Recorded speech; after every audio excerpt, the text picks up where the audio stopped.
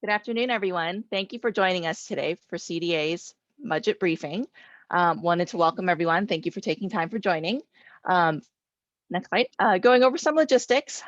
So everybody is muted during our presentation. You may use raise your hand icon during our Q&A portion to request your line to be unmuted. Closed captioning is available. You can access that by clicking the icon at the bottom of your Zoom screen. When you're joining us for the Q&A session, you can share your questions and comments using the Q&A icon at the bottom of your Zoom screen. The presentation will also be recorded and archived on our CDA YouTube channel. I'd now like to introduce you to our director, Kim McCoy-Waite.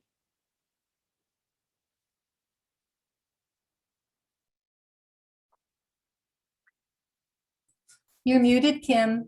Yes, I see. Good afternoon, take two, and welcome to the 132 of you I see and climbing who have joined us today for a CDA budget briefing on the CDA investments that our governor has made, proposed in his California comeback budget. We have a lot of exciting new proposals to continue services, to expand services, to invest in the priorities identified in the Master Plan of Aging here at the Department of Aging. So I will quickly turn it over to our team because we want to walk through all that and then get to lots and lots of time for your questions and answers. We know it's a busy year. We know there are lots of questions that we want to be able to answer and address. Overall, I'll just say we are laser focused on leading and partnering with older adults, people with disabilities, and family caregivers, and our broad and diverse aging and disability network in helping us all as a state and as families and as individuals recover from COVID, remedy the inequities that we saw so sharply and painfully, and rebuild better and bolder. And so we are pleased to see investments in so many of the services that help Californians live in the homes that we choose and the communities that we choose, that fight against isolation, fight against discrimination, make sure we're all included, and really allow us to have the health, the housing, the affordability, all that we need to thrive. So to lead you on this tour, we have our team. Mark Beckley is our Chief Deputy. Nicole Dopp is our Budget Chief. And unfortunately, our Admin Deputy was called away, Thomas Cameron. But we are a team and we will carry on. And so with that, I'm going to hand it to Chief Deputy Mark Beckley to walk us through. Thanks, Mark. Right. Thank you, Kim. And good afternoon, everybody. This is certainly an exciting time for CDA, for our aging and disability and family caregiver stakeholders and program participants. There are several really important investments in the spring finance letter as well as the May revision process. And I'm going to walk you through the spring finance letter investments. Our budget officer, Nicole Dopp, will then walk you through our numerous May revision investments. So one key recommendation that came through loud and clear through our stakeholders as we were developing the master plan for aging was a need for a true wrong door system that would provide no wrong door and aging and disability resource connection information statewide. So what the governor's budget originally provided was an initial investment of $7.5 million in the budget year and $10 million in the year after that. One key change that was made in the May revision was that the $10 million investment was initially time limited, and now that will be an ongoing funding source for our aging and disability resource connection partners. So really excited to have that change implemented, and the fact that our ADRC partners can rely on an ongoing investment of $10 million.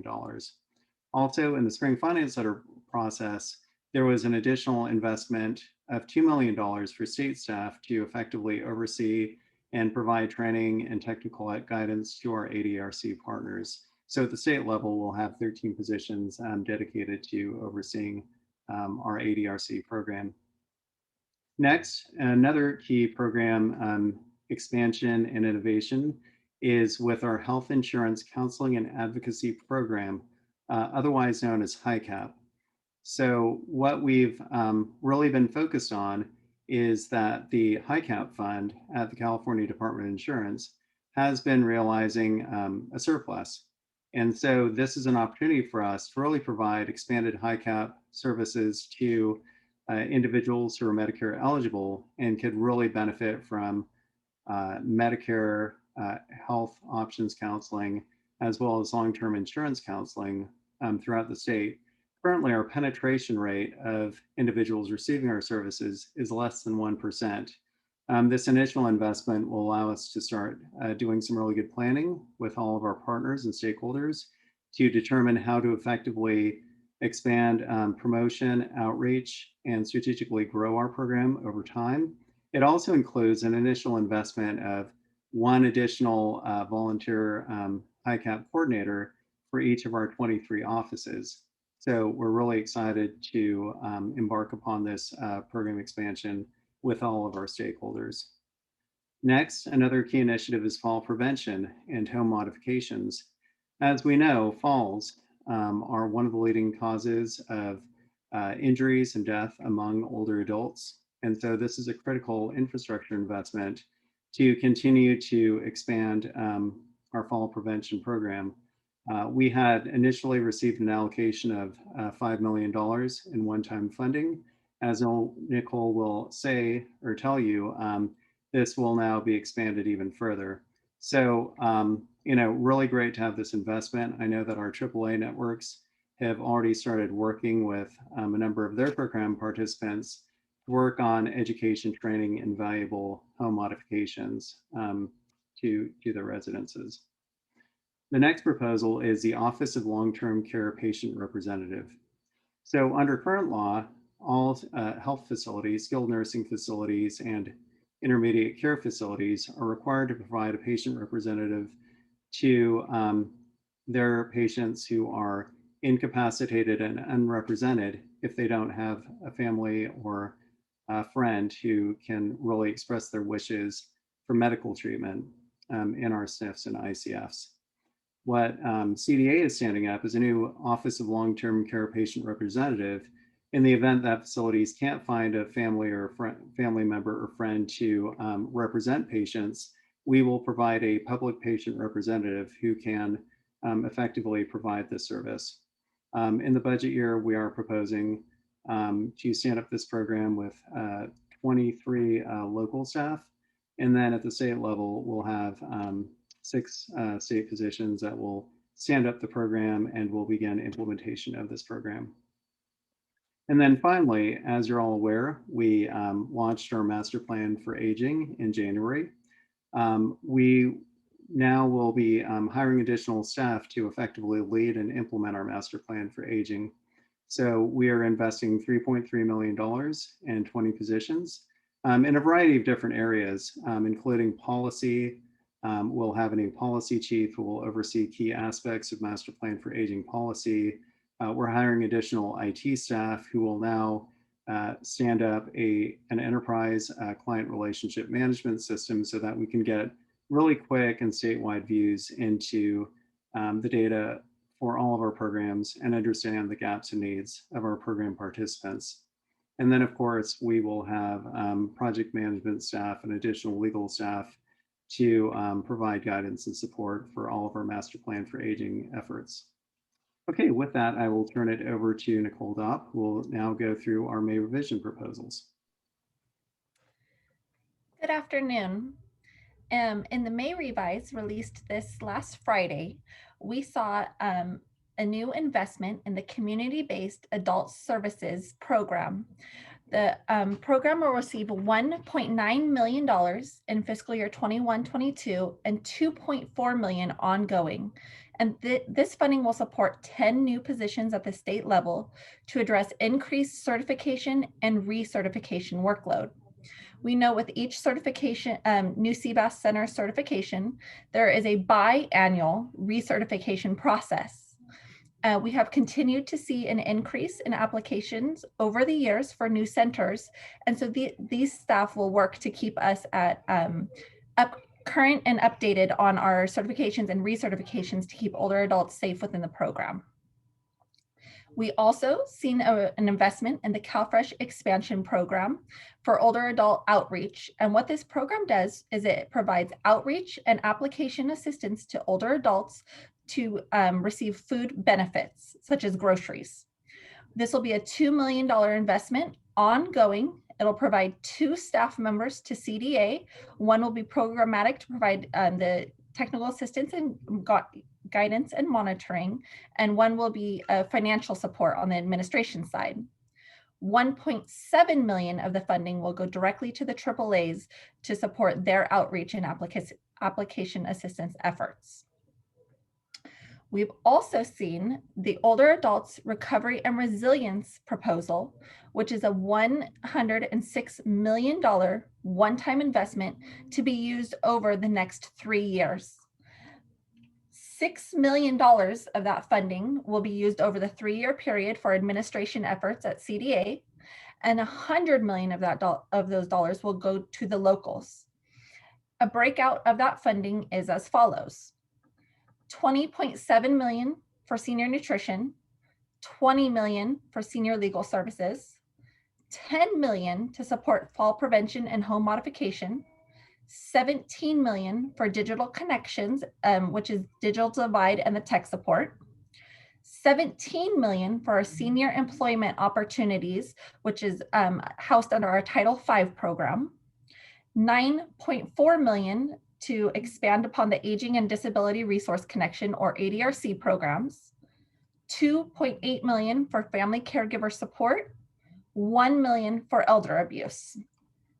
And as stated, this funding will be thoughtfully implemented within local communities over the next 3 years to help older adults and people living with disabilities re-enter the communities around them after the COVID-19 pandemic is behind us, and it's safe once again to partake in the services provided by our local AAAs. And the final exciting bit is that there is a proposal to remove suspensions for the ADRC and senior nutrition program. We currently have suspension language for the $17.5 million senior nutrition investment that would suspend the program potentially in December of 22. We also have suspension language for the ADRC program that would suspend funding for the locals in December of 2022. And it is being proposed in the May revise to lift the language for both of those suspensions and to make those investments permanent and ongoing.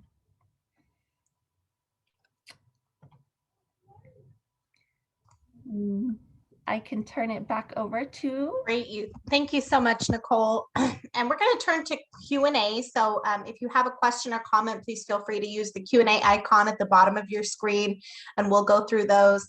You can also raise your hand and we'll unmute your line and get your comment or question verbally. And lastly, if you have questions or comments that come up after the webinar, you can always email them to communications@aging.ca.gov. So let me take a look. Our first question is from Ramon. Any news on the SSI cuts of the last recession? Hi, Ramon. This is Kim Wade. So that SSI cuts are and proposals are in the Department of Social Services. And I can tell you that one of the documents, maybe we could go to the next slide, Connie or Maria, to show people that there is, in addition to a summary of the CDA that we're talking about here today, there is a master plan for aging May revised budget summary document that includes the investments across all 5 goals, from health to housing to care work to affording aging, and the SSI SSP proposals are discussed there, as well as at more detail the Department of Social Services briefings and documents. Thank you, Kim. Our next question is, for the Older Adult Recovery and Resilience May revisions, what are the specific 9 different service categories? Nicole, let's tag team on that one. Do you want to put the link to the document in the chat, or do you want to read, and I'll read the 9? Absolutely, I'll do that now. Okay, so the 9 categories are senior nutrition at 20.7 million, senior legal services at 20 million. And let me just say, as Nicole would tell me, these are one time over 3 years. So senior nutrition, 20.7, senior legal services, 20 million, Third is fall prevention and home modification at 10 million. 4 is digital connections or closing the digital divide at 17 million. 5 is senior employment opportunities, 17 million. 6 is aging and disability resource connections and additional investment of 9.4 million. 7 is the behavioral health. A friendship line is our current provider of continuing that warm line to support older adult behavioral health, 2.1 million. 8 is family caregiving support, 2.8 million. And 9 is support for elder abuse, elder justice prevention coordinating council as called for in the master plan for 1.0 million. In all of those numbers, about 10% is available for the local networks, local aging networks to do their overhead, administration, infrastructure. And then there is an additional 6 million on top of the 100 million for state operations. Thanks, Kim. And there is a follow-up question. So what processes will ensure full integration of community-based LTSS providers into the initiatives captured in those 9 categories and the ADRC development? Great. So those are let's start with the first part of the answer to that question is about these funds will be awarded to the AAAs and their local network of CBOs. And as they do in their annual planning process and ongoing, assessing their networks for capacity and equity and meeting the needs of the community. So we will continue to partner with our AAAs on their role they play as a hub into the network of services, whether it's meals, legal services, digital divide, and more. So that is the primary way that we work. But you're absolutely right. As we move into greater work with our health plan partners, DHCS and Medicaid, we're more and more looking to build that no wrong door that encompasses both the Older Americans Act and the Medicaid funded programs. So our partners at DHCS can and have and continue to lead all the work in CalAIM to bring more CBOs and health plan partnerships together. And we continue to support their leadership on that. So increasingly, you'll see those networks built out and you can come in through the no wrong door. You can come in through your health plan. You can come in through your county. But there is a robust network of CBOs that are available to receive both these kinds of general fund funded projects, Federal Older Americans Act, and Medicaid as well. Thank you very much. Tony asks, are there any enhancements to transportation for seniors? I do not believe transportation is called out in the CDA investments, although it remains an Older Americans Act activity that may be funded with other federal funds. And I do not know about what's happening at CalSTA. That's something that we're following up on as part of master plan implementation. Great. The next comment/question comes from the Alzheimer's Association, who is so grateful for these massive new investments in CDA and across the agency. The question is, will the 17 million to address the digital divide in the older adult recovery and resiliency funding be available to those in long-term care facilities? We are very much looking to go, and Mark, feel free to jump in and add more to this, but to go not just only through our AAA networks, but also through CBAS, our adult day health, MSSP for our oldest and adults who are at home getting home care, as well as ombuds, residents in long-term care facilities who may be served by the long-term care ombuds. We do need to work through some operational issues about the device and ownership of the device and Wi-Fi access in the facilities, but we're committed to working that through with ombuds. Great, thank you. A question from Sonoma County Area Agency on Aging. Is there any news on when the American Rescue Plan funding will be received or allocated to the AAAs? Nicole, do you want to share the latest on that? This is our 4th round of federal stimulus funds in addition to the federal vaccine funds. So Nicole, the latest, please. Yes, absolutely. So right now we are compiling the information regarding the CARES funding, and we are preparing communications and information regarding our Consolidated Appropriations Act funding, which that funding was awarded to us in Title 3C. However, you know that we are under the Major Disaster Declaration that provides us the flexibility to use the funding on any sort of COVID-related efforts. We anticipate this summer that we'll be ready to release the ARP funding, We are continuing to work with the AAA network and our partners to ensure that there is the proper support and guidance now that we're a year into COVID and we've got some lessons learned under our belt. We want to make sure that we are providing the proper guidance and structure when we do so. So those communications are happening currently right now, and we do expect that more to come this summer, and then we'll be able to quickly release those funds. And we'll just say, we are in good touch with all of the local AAAs, and people at this point, from our understandings, do have adequate funds, and there's no delay in services because of funding coming down from the feds to the state to local. Again, there's the Older Americans Act funding, and then there's the 2 previous federal stimulus from last year. There's 2 this year. So we're staying in good touch to make sure that there's no cash flow challenges. Fantastic. A question from Rick. How will the long-term care patient representative relate to the patient care ombudsman and to offices overseeing long-term care facilities? Brian, this is Mark Beckley. I can respond to that question. So the Office of the Long-Term Care Patient Rep, we are working with closely with the legislature and with stakeholders on the authorizing legislation that would establish the office. So there are still some details that we're working through.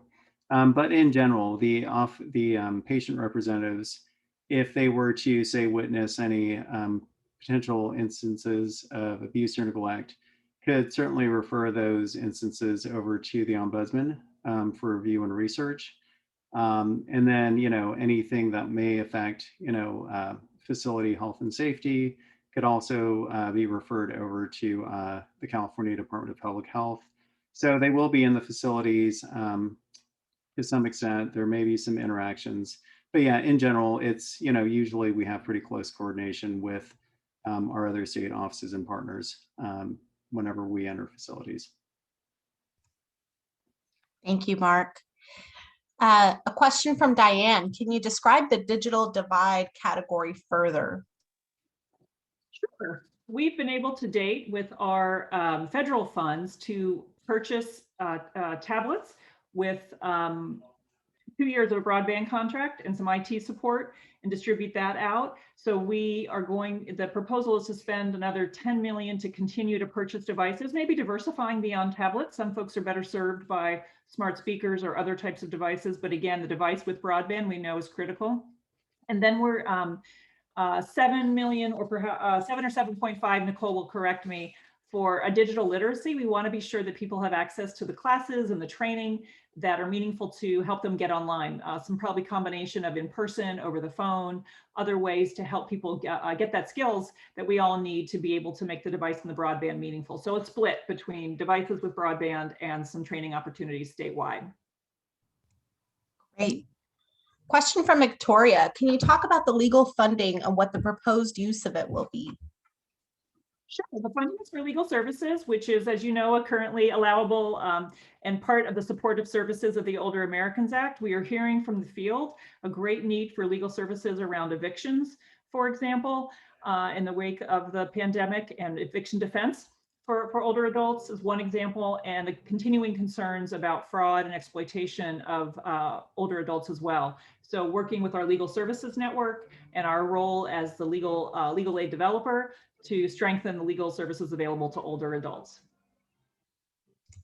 Great, thank you so much. And I think this actually falls into the Department of Social Services realm, but Kim, I don't know if you can answer it. Is the 7% cut still in the budget for IHSS? So I'll refer people back. Maybe we could go to that slide again with the MPA summary where we, with our partners at the departments, we're able to pull together that information. So no, the 7% cut is not there. And I want to read the sentence. The May revision proposes to eliminate the IHSS 7% reduction in service hours. So that's there. And again, I would refer you back to CDSS. And similarly, there's a question about DHCS and the Office of Medicare Innovation and Integration. I would again refer you to DHCS, but I can tell you our summary document does say that the April 1st budget change proposal, the spring finance letter, included 4 permanent positions to provide DHCS focused leadership and expertise to lead innovative models for Medicare beneficiaries in California, including both Medicare only beneficiaries and individuals dually eligible for Medicare and Medicaid. Thank you. A question from Karen. Can care facilities, such as residential care facilities or skilled nursing facilities, utilize the digital divide funds to provide their residents with internet access?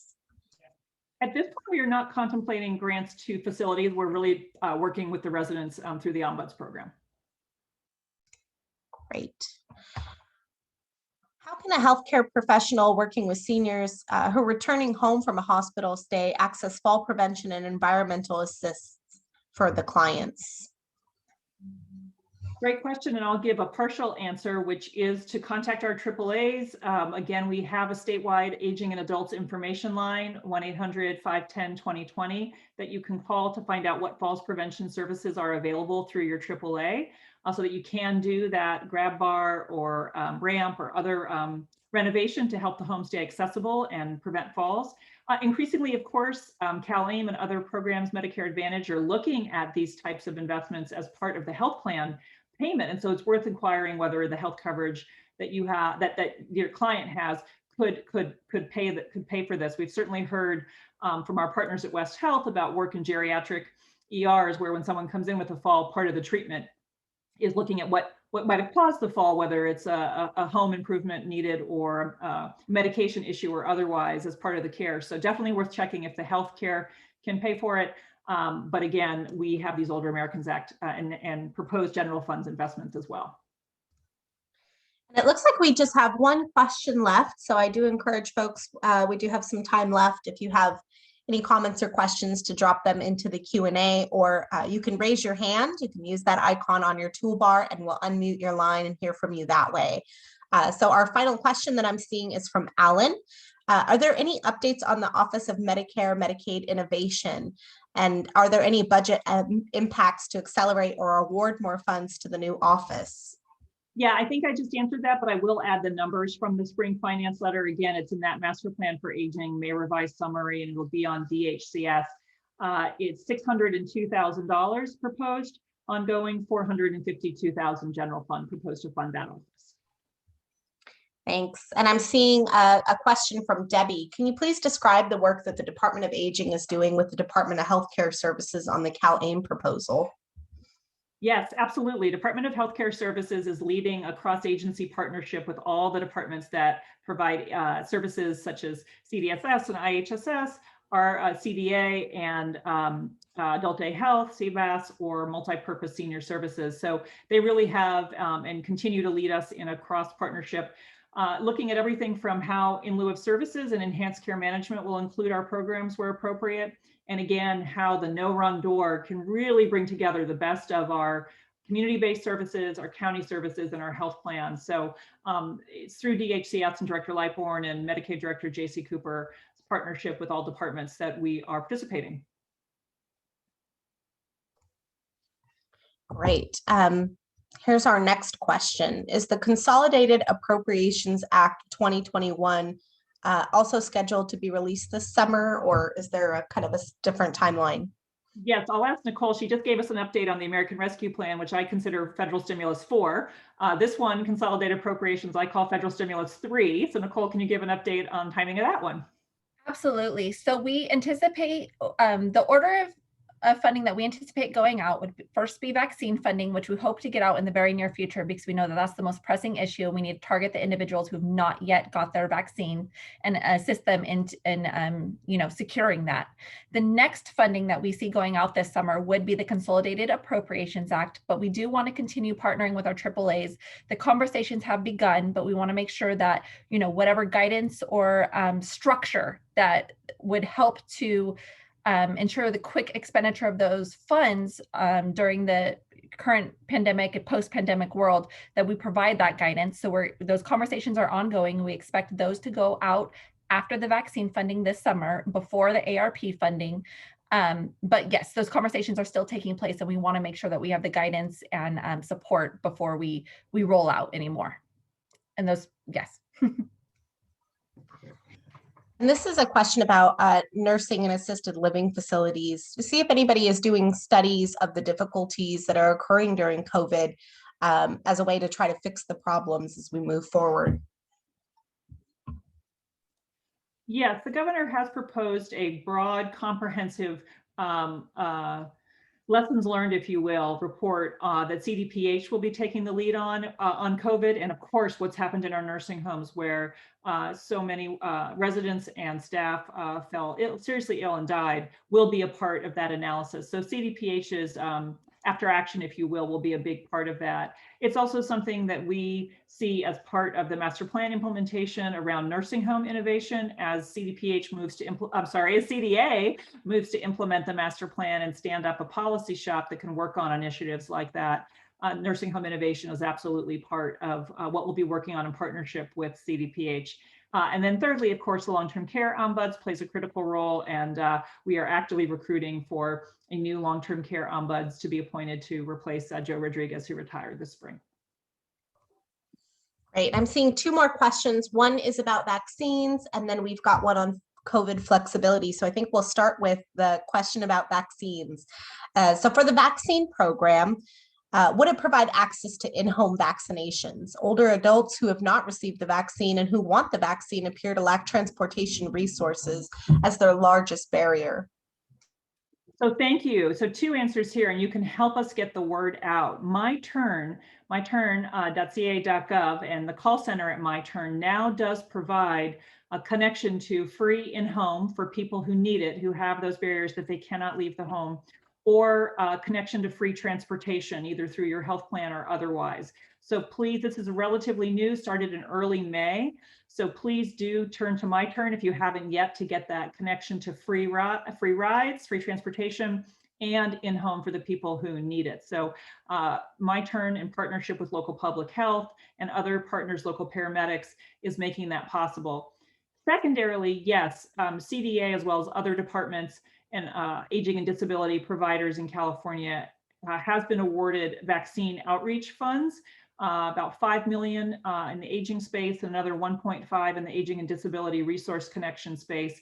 And we are working with our ADRC and AAA leaders about how to best use those funds, what combination of local assistance and statewide outreach, particularly targeting older adults, where we saw at the Community Vaccine Advisory Committee meeting last week, for the first time ever, we saw the gaps of age and race in vaccine access. And we have some serious gaps in Black elders and Latino elders and other groups that we need to help close. So we'll be looking to, with our networks, really target those dollars to make sure we're addressing concerns, addressing barriers, and connecting people, especially to free resources in the community, to help get that vaccination done. Thanks, Kim. And it looks like we have actually quite a few questions about nutrition. So first one, when do you anticipate the COVID flexibility in Title III regulations for senior nutrition end? Many seniors are reluctant to return to congregate meal settings. Thank you. And we just in the last few weeks have issued reopening guidance on all of our programs. And the most recent set was around nutrition. You are exactly right. This question of how long will remain in home delivered meals and how and where we'll begin to communities will feel comfortable opening up community centers and senior centers and resuming food service. We have active surveys with our network about where they are in that decision. We're doing a webinar with League of Cities and Public Health later this month on making those decisions. So it will be fluid this year as people decide what's best, both to address isolation and bring people together, but also be sure it's safe for residents and staff, and people, older adults themselves, feel comfortable re-entering. So that will be very fluid. On the technical question of when the flexibility ends, I'm going to defer to my team, and if either Mark or Nicole know on the spot, that's great, and if not, we'll follow up. Yeah, so across several different federal programs, the Fed's general rule is once the national declaration of emergency is ended, the programs will be provided 6 months to transition back to normal services. Termination hasn't been issued yet. So when it does get issued, typically it's going to be 6 months from that date. Thank you, Mark. Thank you, Kim. The next question is about the Great Plates Delivered program. What are the funding plans to continue our transition program participants when FEMA funding ends? And is that part of the budget? I think this ties into what Mark just touched on. Absolutely. So we with our partners at OES and the California Health and Human Service Agency have been partners on Great Plates, and we're all very mindful that at some point the FEMA funding for Great Plates will end, and that may put more, some of those folks, some were staying home during the pandemic and may not need meals continued, but many will, and it will be new and continuing participants in our home delivered meals and community meals programs and CalFresh and other nutrition supports. So that's part of why you're seeing the federal stimulus increase funding for meals, again, 4 different stimulus packages with meals funding. And that is also why you see the suspension language being lifted. So the 17.5 continues for Older Americans Act in California from general fund, and the new investments in the Older American Resiliency and Recovery Fund over 3 years to allow even more funding for food, and the CalFresh outreach money brought back to help people connect to CalFresh. So just this morning at the budget hearing with Chair Arambula, the legislature couldn't have been clearer that senior hunger remains a top priority for them, and we're committed, and I know our local partners are, to helping with those transitions so people do get that funding and those nutritious meals that address their health needs, their isolation needs, and so much more. But we're all very mindful of the food cliff and what might happen as some of these funding streams, whether it's FEMA or federal stimulus or Older Americans end, and how we continue to meet the needs of the 100,000 plus older Californians who are facing food insecurity. 800,000 plus, if I slurred my words, 800,000 plus. Thanks, Kim. A question from Flo. Do you see ways to encourage access to PACE programs, and are there ways to streamline approvals of new programs? Oh, big fans of PACE. Of course, that's run out of DHCS, and you know, I think there's some great work that's been done recently in the recent years with the leadership of DHCS to make the provider streamlining in terms of coordinating between the multiple state departments who have a role. And so we're going to be learning from PACE about how we can help other providers who have multiple state department relationships streamline. And then, of course, yes, PACE is a model of integrated Medicaid, Medicare, and as the DHCS Office on Medicare and Medicaid stands up, that'll be one of the many models that they will continue to partner and look with. And we're so grateful for the PACE model. But I think we all know, you know, PACE has remained at about 10,000 people. And what can we do from the COVID experience of PACE Beyond Walls and other types of integrated PACE-like services, as Peter Hansel sometimes says, to serve more of Californians in need of that kind of integrated model, one-stop, simplified, person-centered care. Great. So we've got a question about metric reports on the master plan for aging. And then there's also a question, kind of a follow-up question on the Office of Long-Term Care. So let's start with the MPA. Do we have an estimated time of when the first metric report might be available? Yes. We are very soon. We are currently surveying all the agencies and departments. As you know, the master plan was released in January with over 100 initiatives ready for action. So we are preparing our first interim progress report. I would like to say May, but May's flying by. So very soon we'll have our first interim progress report and be convening as well our oversight advisory accountability board, if you will, this summer to begin that first step at how are we doing using the data dashboard for aging for both, did we do we said we would do, and then are we making a difference in people's lives, that both levels of accountability. So more to come very, very soon. It's actively in progress, and we hope to have something in a matter of weeks on that. And of course, at the end of the year, there'll be a more robust, you know, yearly progress report, but we absolutely owe people an interim report, and it's in the works. Great. And this looks like our last question. So again, if folks have questions or comments, encourage you to use the Q&A or raise your hand and we'll unmute you. Certainly have a couple more minutes left here. So a follow-up question from Victoria about the Office of the Patient Representative. What does this program look like moving forward at the local level, and how big is the need? Yeah, and this is Mark Beckley. I can answer that question. And I just want to go back to the question about the availability of the flexibilities of the nutrition funding. Nicole Dopp, our budget officer, provided some additional information, which is really good news, which is any funds obligated under the federal major declaration of disaster will continue to enjoy that flexibility until the funds are fully expended. So regarding the Office of Long-Term Care Patient Rep, we did survey facilities, skilled nursing facilities, as well as intermediate care facilities for the elderly to kind of understand what the need is. And what we found is that there's really a wide variance of need among the facilities. So the approach that CDA is taking is to stand up one patient representative for the 13 largest counties throughout the state. And then we are creating regional-based models for the remaining counties in the state. So basically, one patient rep to capture a region of the state. So we are going to, see if that level of resource is sufficient. In the first year, I think there's going to be a lot of learning that we do about what the true and ongoing need is. And, if there is a need for additional patient reps, then we can certainly, provide additional reps through the budget process. If the need is less, then we can always scale the program back. But yeah, we're starting off with an initial complement of 23 patient reps and hoping that that will address the facility's needs. Thank you, Mark. It looks like a couple of additional questions have been submitted. So from Barbara, do you have any additional detail on how the additional 2.8 million for family caregiver support will be spent?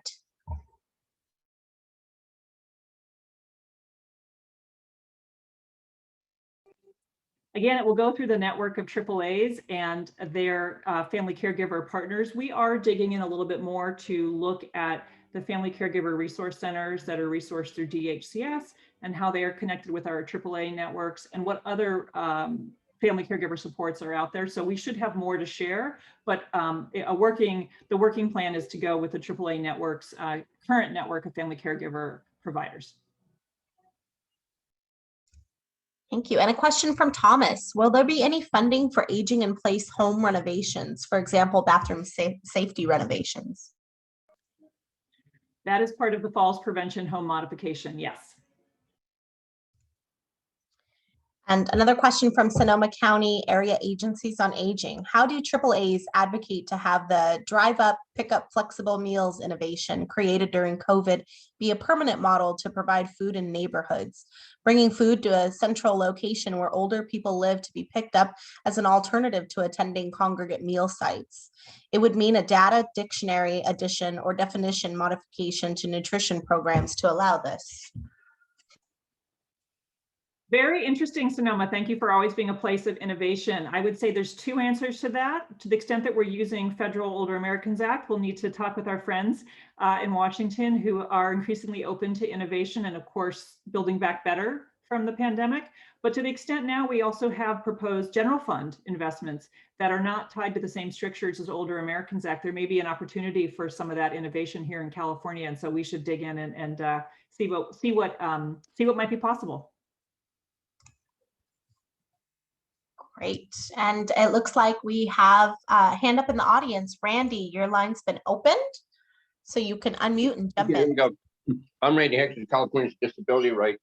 I also sit on the Disability Advisory Commission of the county. In the governor's budget, how much money is going to be going down to the counties? Because right now, all the counties are talking about is cutting the budget and shuffling programs around.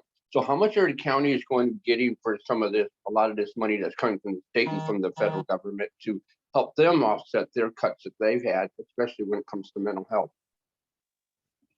Thanks for the question, Randy. And you're right. It's a lot flying around right now. It's hard to keep track of it all. And I can only say that, the governor's budget is $75 billion in new investment, and we deeply, deeply partner with the counties. Behavioral health is a top priority, particularly for children and families.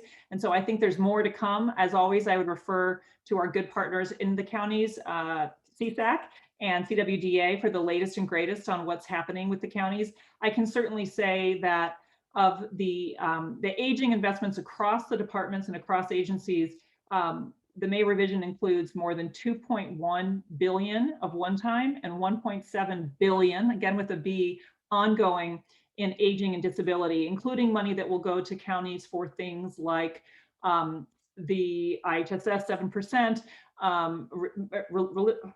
eliminating that, in social services as well. The purchase of community care facilities, again, a local partnership. And of course, many of the other programs are deeply locally as well. So I would say check in with other states and counties departments on their county funds, but certainly from our seat at the Department of Aging, our local partners, whether they are the local AAAs or the providers of programs like MSSP, CVAS, long-term care ombuds, HICAP, will all be seeing increased funding from federal and state sources. Thank you, Kim. And with that, I'm not seeing any other questions or comments in the Q&A, and we don't have any hands raised. So maybe we can pause for about 5 seconds to see if anybody has anything they'd like to raise. Okay, and with that, I think, Kim, I'll pass it back to you. Well, thank you to all of you for being here today, and thank you for suggesting we do this. You may know that CDA has not always had an annual budget briefing, unlike our bigger department sisters and brothers at CDSS and CDPH and DHCS. But this year, with the real impacts on older adults and people with disabilities and families from COVID, and the real opportunities from the master plan, from our federal partners, and from the governor's comeback budget, we wanted to and hear your questions. Small, so we'll post it when it's accessible, and continue to receive your questions, issue guidance, and together really turn things around for the people we serve. Thank you so much for joining us today.